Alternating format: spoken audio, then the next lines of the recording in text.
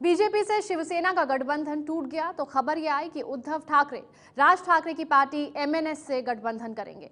हालांकि बाद में शिवसेना सूत्रों ने इससे इनकार कर दिया। वहीं बीजेपी से गठबंधन टूटने के बाद बड़ा सवाल यह है कि क्या शिवसेना अब महाराष्ट्र और केंद्र सरकार से भी अपना नाता तोड़ लेगी।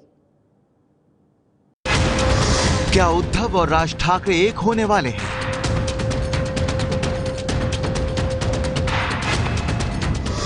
क्या बीएमसी चुनाव दोनों भाइयों को एक करेगी?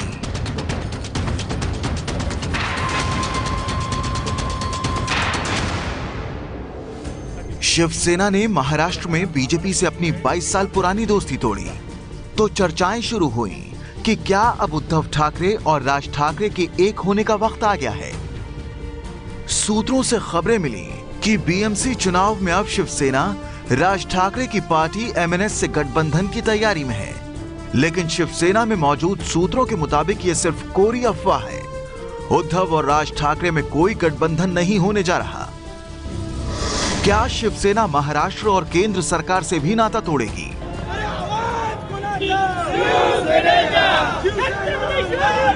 बीजेपी से गठबंधन टूटने के बाद यह सवाल उठना लाजमी है। नागपुर में शिव सैनिकों ने दोस्ती टूटने का जश्न भी मनाया।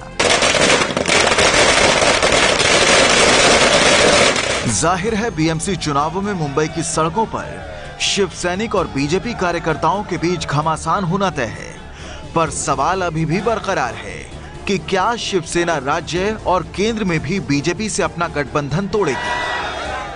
राज्य में सरकार में जरूर हम भारतीय जनता पार्टी के साथ बैठे हैं, तो दोनों की मजबूरी है।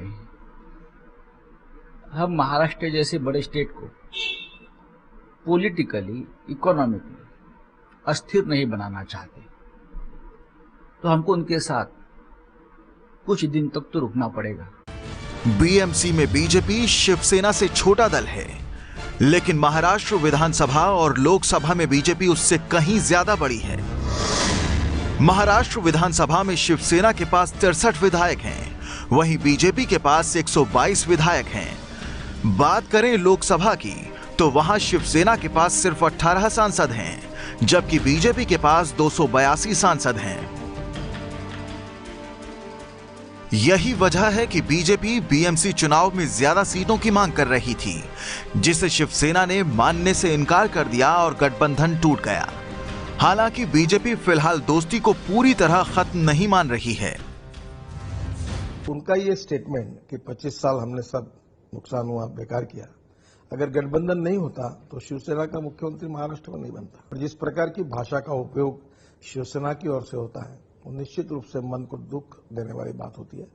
ठीक है, हमारे संबंध फिर भी जो है वो है, आगे भी रहेंगे, पर इसमें जिस प्रकार की भाषा कही जाती है वो नहीं कही जाती तो ज्यादा अच्छा होता। बीएमसी चुनाव के लिए प्रचार के दौरान शिवसेना को हमेशा ही कांग्रेस और एनसीपी की ओर से ये ताना सुनना पड़ेगा कि आखिर वो राज्य और केंद्र सरकार में क्यों सत्ता में हिस्सेदार बनी हुई है। वहीं जिस प्रकार से उद्धव ठाकरे ने बीजेपी के साथ में अपने गठजोड़ के सालों को एक सड़ा हुआ समय बताया, उससे ये बात साफ है कि पालिका चुनाव के नतीजों के बाद राज्य में और केंद्र में उसे बने रहना है या नहीं, और यदि बने रहना है तो किन शर्तों पर यह फैसला करना पड़ेगा। मयूर परीख, एबीपी न्यूज़, मुंबई।